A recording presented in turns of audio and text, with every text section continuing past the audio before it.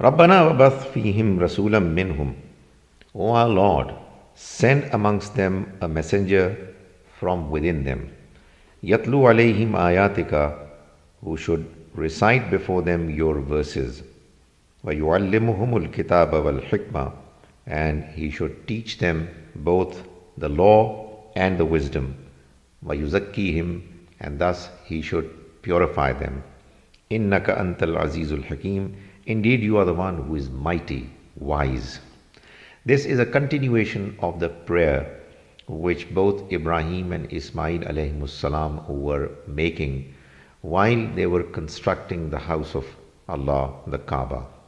They asked the Almighty while doing this great task, great job, that the city that is going to thus get created should have a messenger from within their progeny who should recite before the people of the city and the surroundings the verses of the Almighty. In other words, a book should be revealed of whose verses he should recite before them, and the book should be comprised of Al-Kitab and Al-Hikmah, the law and the wisdom. The law here means Ash-Sharia, the stipulations of the Almighty which he gives to require the believer to follow them so that they are moving in the right direction. And wisdom is comprised of two components. It is the moral principles which are shared by the entire humanity, as well as the beliefs on which those moral principles are based. The moral principles are given so that we are reminded. We need to be reminded because we tend to forget. We forget because the worldly life is tempting and it invites our attention to do things which are wrong, and thus they make us oblivious of the moral principles. So that the prayer that these two great men, the father and the son, were making was that the messenger that was to come in this city should recite before the people the verses of the Almighty, which should be comprising of the law, the Sharia, and the moral principles, as well as the belief system, the important beliefs that are to be accepted and acknowledged. وَيُزَكِّيهِمْ, and he should purify them. That is the process of purification, tazkiyah, which is the only criterion against which it's going to be decided as to whether a person would be eligible for the paradise or not. That tazkiyah should be done through the recitation of the verses, through the mention of the Sharia, and through the mention of wisdom, Al-Hikmah.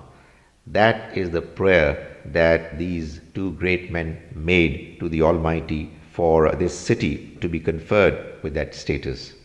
Innaka antal azizul hakim, indeed you are the one who is mighty and wise. Your might, your ability to do whatever you choose to, and your wisdom and choosing to do things which are absolutely right is what we believe is going to cause you to do it. So that whenever a prayer is made, it is normally followed by the mention of the Almighty's attributes, the attributes which are the most appropriate for ensuring the prayer to be accepted and to be implemented. So while they were making this prayer, they also mentioned that we believe that you are going to accept this prayer because we know that you are both mighty as well as wise. وَمَنْ يَرْغَبُ عَنْ مِلَّةِ إِبْرَاهِيمَ إِلَّا مَنْ سَفِهَ نَفْسَهُ. And who can be the one who would draw away from the religion of Ibrahim? إِلَّا مَنْ سَفِهَ نَفْسَهُ, except for the one who has chosen to be foolish. وَلَقَدْ اسْتَفَيْنَاهُ فِي الدُّنْيَا, and indeed we chose him in this life. وَإِنَّهُ فِي الْآخِرَةِ لَمِنَ الصَّالِحِينَ, and indeed he is the one who is going to be from amongst the pious people in the hereafter. In other words, what the Almighty is saying is that when the description of Ibrahim has been given as the person who was chosen by the Almighty, as the one who did such important deeds to please the Almighty, and he was picked for the purpose of being the leader of the entire humanity, anyone who is going to stay away from the tradition, the religion of Ibrahim alayhis salam, can be only the one who has chosen to be foolish. and no one else.